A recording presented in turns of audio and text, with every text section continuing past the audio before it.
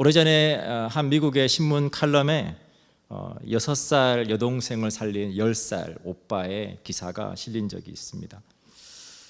이제 두 남매가 자전거를 타고 놀고 있었는데 그만 사고가 나고 맙니다.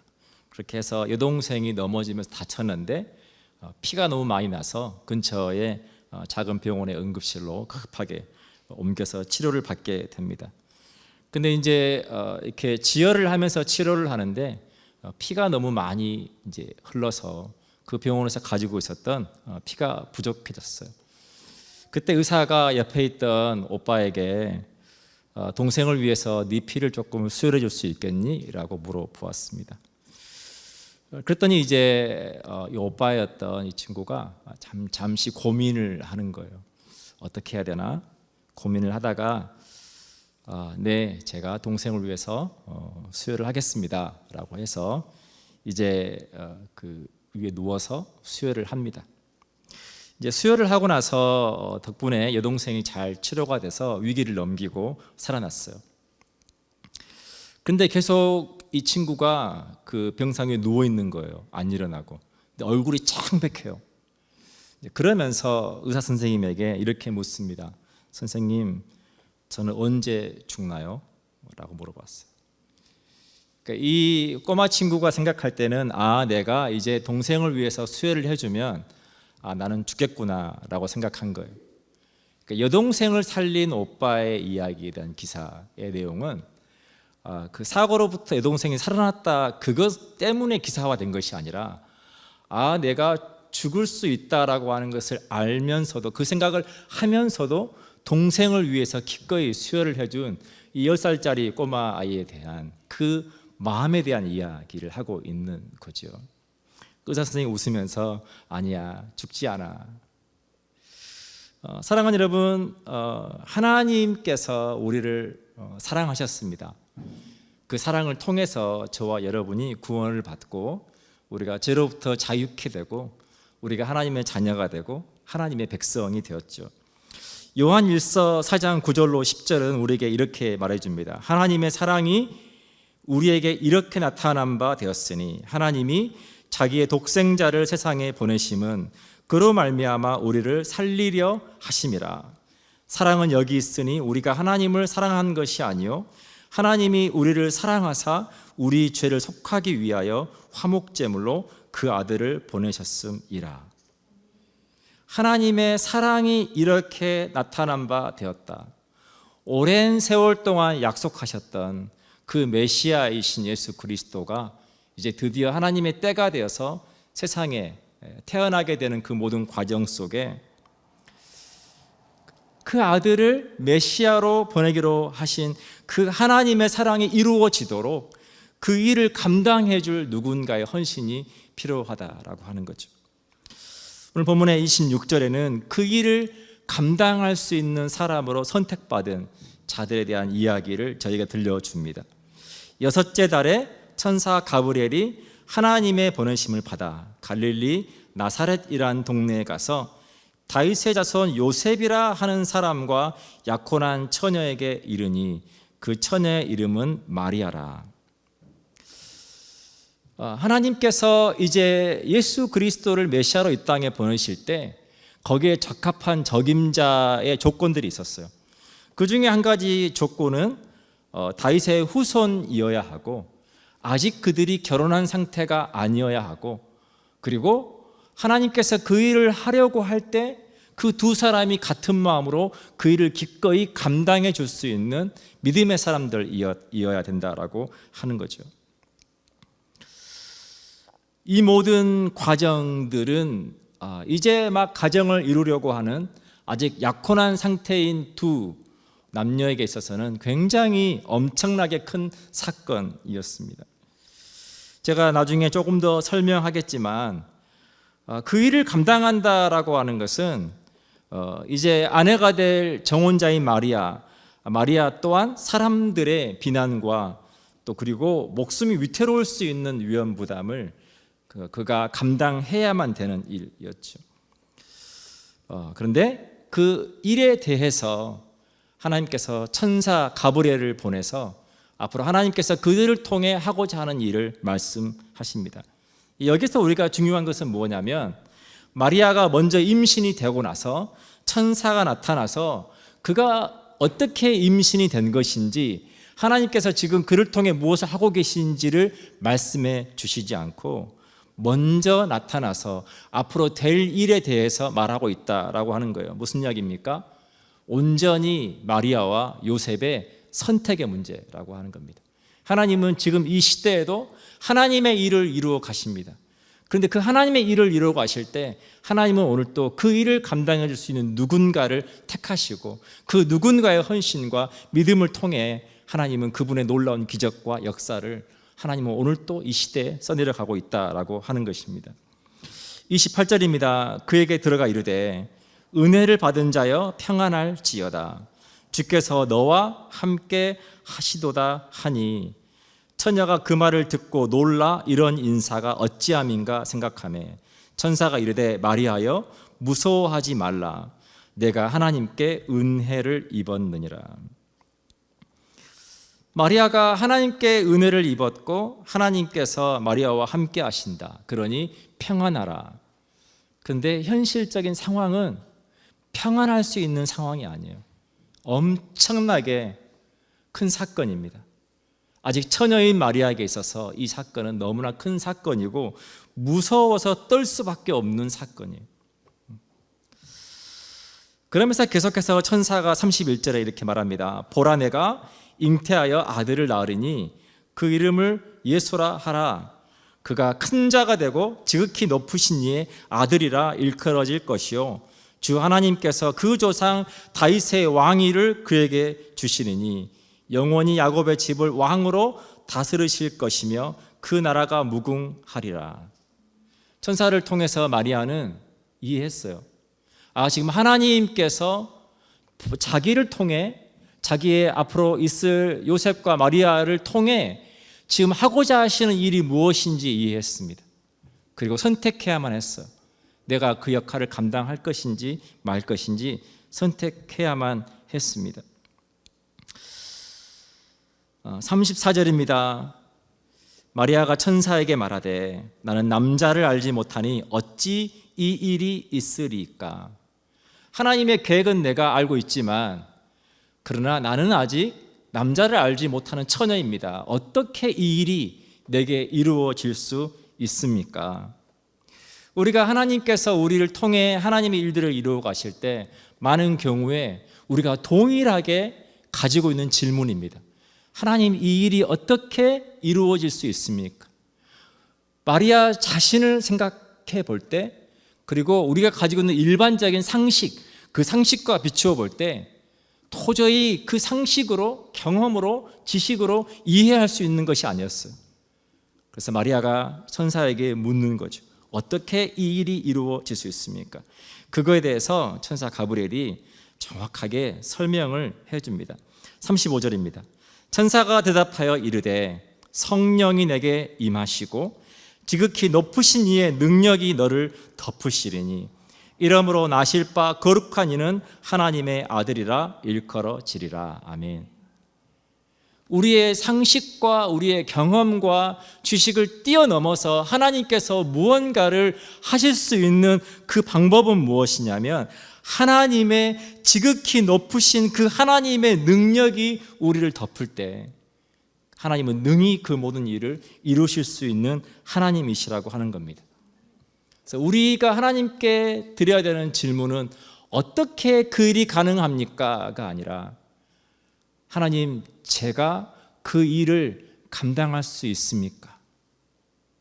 우리의 연약함을 가지고 우리의 부족함을 가지고 나아갈 때 오늘 하나님께서 마리아의 삶에 찾아와 주시고 그를 택하여 주시고 그에게 능력을 주시고 그를 통해 온 인류를 구원할 놀라운 하나님의 구원의 계획을 이루시는 그 일들, 그 놀라운 일들이 저와 여러분의 삶을 통해서도 나타날 거라고 믿습니다.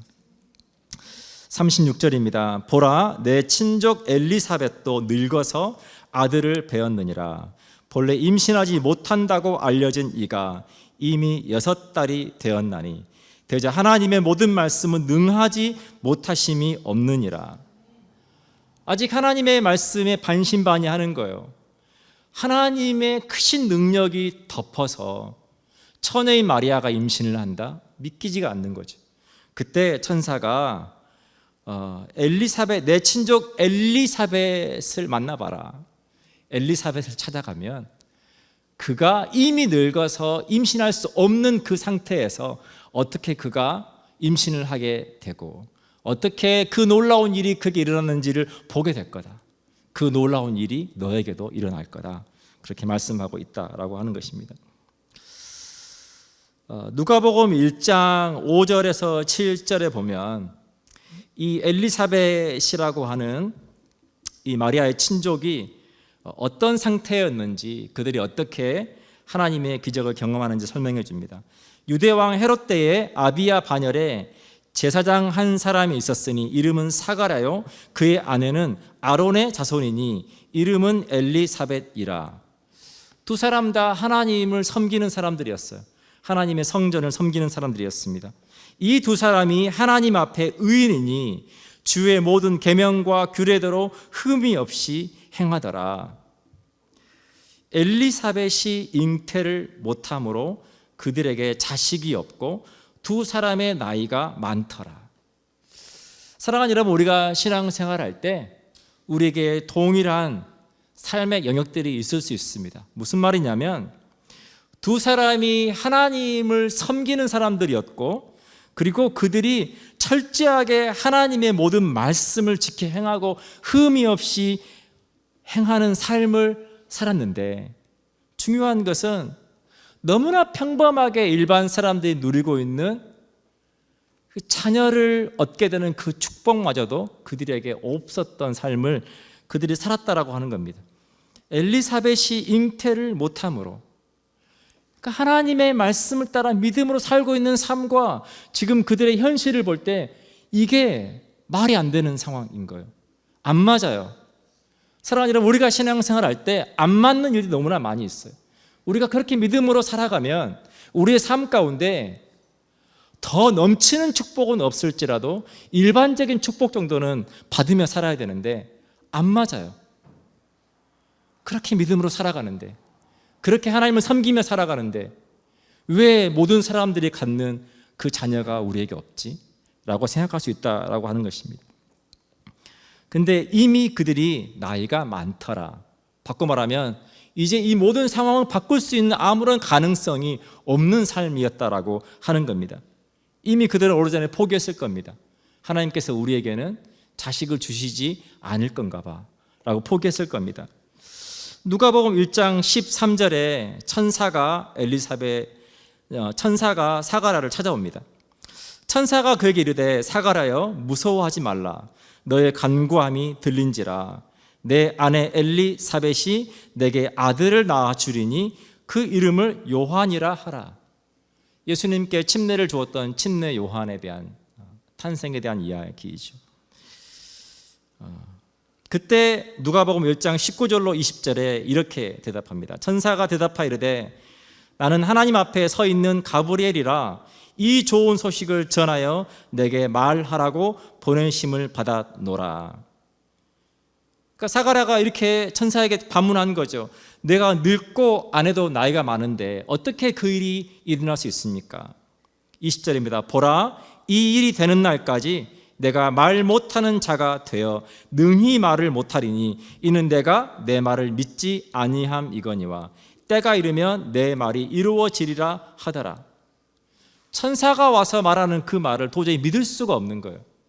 인간적인 상식으로, 모든 경험과 지식으로 볼 때 이것은 불가능한 일이에요. 아무리 하나님께서 하신다고 해도 불가능해 보이는 일이에요. 그래서 그 일로 인해서 그가 아이가 태어날 때까지 말을 하지 못하게 하십니다. 그 입으로 부정적인 말을 단 한마디도 내뱉지 못하도록, 그 입의 말을 하지 못하도록 입을 막아버리죠. 38절입니다. 마리아가 이르되 주의 여종이오니. 천사로부터 하나님께서 지금 마리아를 통해서 하실 일에 대해서 듣고 마리아가 자기 스스로를 뭐라고 설명하냐면 하나님의 여종이오니. 종이란 말은 무슨 뜻입니까? 주인이 말하는 대로 제가 그대로 순종하겠습니다. 그 의미를 담고 있는 거죠. 말씀대로 내게 이루어지이다 하매 천사가 떠나가니라. 사랑하는 여러분, 하나님께서 여러분의 마음 가운데 하나님의 일을 위해서 뭔가 부담을 주실 때 여러분 마리아처럼 고백할 수 있기를 축복합니다. 말씀대로 내게 이루어지이다. 마리아가 하나님, 제게 일주일만 시간을 주십시오. 제가 일주일 동안 금식해보고 그리고 제 마음에 결정이 되거든 그때 다시 한번 말씀을 드리겠습니다. 하나님, 저는 적합한 사람이 아닙니다. 다른 사람을 택하십시오. 그렇게 말하지 않았습니다. 누군가가 감당해야 될 일입니다. 그런데 하나님께서 그 누군가로 나를 택하셨다면 하나님, 저는 하나님의 종입니다. 제가 하나님 말씀대로 순종하겠습니다 라고 마리아가 말씀대로 내게 이루어지다라고 고백하고 있다라고 하는 것입니다. 사랑하는 여러분, 마리아는 하나님 말씀에 순종하기로 결단합니다. 여러분, 우리가 순종이라고 하는 단어, 복종이라고 하는 단어, 우리 신앙생활에서 뗄 수 없는 단어이죠. 근데 그 단어를 좋아하는 사람은 아무도 없을 겁니다. 내가 하고 싶은 것은 이것인데, 내가 원하는 것은 이것인데, 나보다 더 힘이 있는 누군가가 다른 것을 하라고 하고 내가 어쩔 수 없이 그 사람의 말을 따라야 되는 상황, 그 상황을 우리가 순종 또는 복종이라고 생각하고, 그래서 우리가 그것을 좋아하지 않죠. 사랑하는 여러분, 성경에서 말하는 순종은 굉장히 다른 의미에서의 순종입니다. 우리가 순종, 복종이라고 하는 단어를 싫어하는 이유는 뭐냐면 그 동기가 다르기 때문이에요.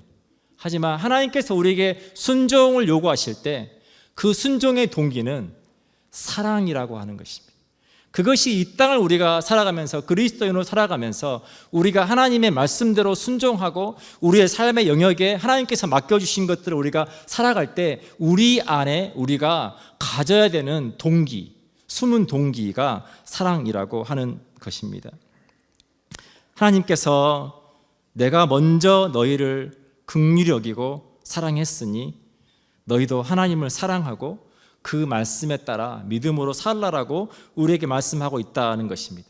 그러니 그 일을 어쩔 수 없이 순종하는 것이 아니라 천사가 하는 말을 마리아가 무서워서 내가 순종하지 않으면 하나님이 나를 죽이시지 않을까 무서워서 순종하는 것이 아니라 기꺼이 하나님의 말씀을 신뢰함으로 기꺼이 즐겁게 하는 것처럼 예수님도 우리에게 동일한 말씀을 하십니다. 요한복음 14장 15절입니다. 너희가 나를 사랑하면 나의 계명을 지키리라. 요한복음 14장 21절입니다. 나의 계명을 지키는 자라야 나를 사랑하는 자니. 요한복음 14장 23절입니다. 사람이 나를 사랑하면 내 말을 지키리니. 우리가 하나님의 말씀을 지킨다는 것은 하나님을 사랑한다라고 하는 것을 의미한다는 겁니다. 지난 금요일에 제가 기도회 때 우리 조동현 집사의 아버님이신 주진춘 목사님께서 말씀을 전해 주셨습니다. 말씀을 전해 주시면서 어떻게 목사로 그렇게 삶을 사시게 되었는지 그거에 대한 이야기를 해 주셨어요. 너무 몸이 아프셔서 이제 골수염으로 죽어가고 있을 때 그 아들을 어떻게든 살리고 싶은 어머니, 그 어머니가 심지어 하나님을 알지도 못하고 하나님을 믿지도 않는 그 어머니가 하나님 앞에 내 아들을 살려달라고 기도를 한 거죠. 근데 살려달라고 기도할 때 하나님, 이 아들을 살려주시면 제가 이 아들을 하나님께 드리겠습니다. 그렇게 서원하면서 기도를 하신 거죠. 그것을 통해서 목사님이 살아나시고 여러 우여곡절 끝에 또 목회자로 삶을 사시게 되고,